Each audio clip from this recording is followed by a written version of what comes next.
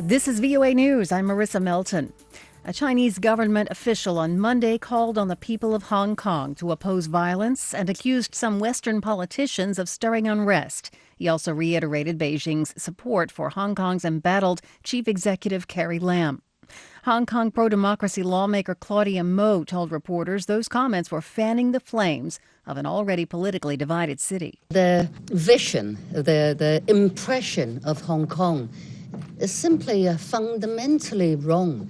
They're so far away from Hong Kong people's real sentiments and demands, and they tried to make some feeble attempt to help retain what they assume would be security problems in Hong Kong. But then that wouldn't help the crises, the governance and political crisis Hong Kong is facing. Hong Kong bore the scars Monday of its eighth straight weekend of violent protests, with hard hats, umbrellas, and water bottles littered across some central streets.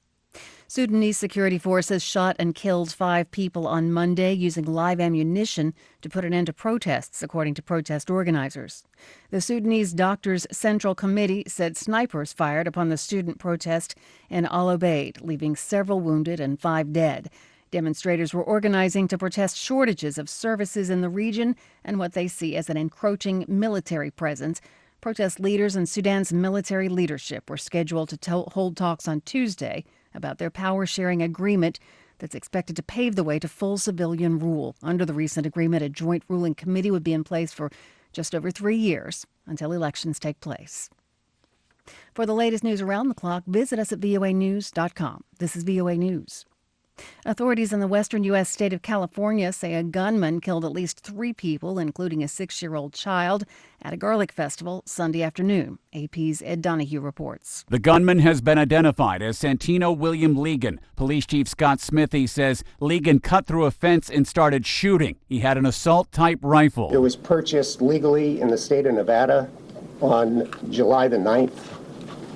Of this year. The chief says police arrived and engaged with the suspect in less than a minute. Despite the fact that they were outgunned with their handguns against a rifle, those 3 officers were able to fatally wound that suspect, and the event ended very quickly. 3 people were killed, including a 6-year-old boy. Smithy says the motive remains unknown. I'm Ed Donahue. President Trump is expanding his attacks after a weekend of bashing a leading black congressman.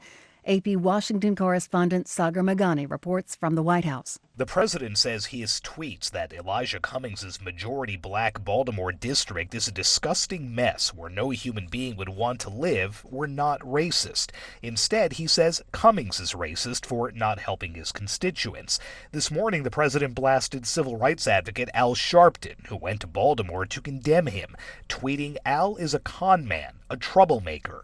Sharpton says he'll keep making trouble for bigots. If he really thought I was a con man, he'd be nominating me for his cabinet. Aides say the president's comments were hyperbole, but they come after his racist tweets against 4 congresswomen of color. Sagar Meghani at the White House. President Trump on Monday signed a bipartisan bill to ensure that a victims' compensation fund related to the terrorist attacks on September 11, 2001, helps first responders handle any rescue-related illnesses they may suffer. Currently, thousands of men and women are battling cancer and other illnesses due to 9/11. We pledge to stand by the families of those affected today and every day. We will stand with you. The $7.4 billion fund had been running low, with benefits slashed severely. The legislation signed Monday extends the fund through 2092, essentially providing for first responders for the rest of their lives. Since 9/11, more than 40,000 people have applied to the fund.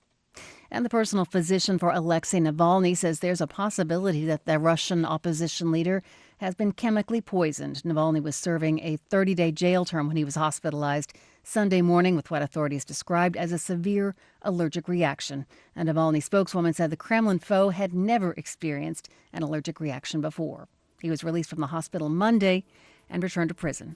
I'm Marissa Melton. This is VOA News.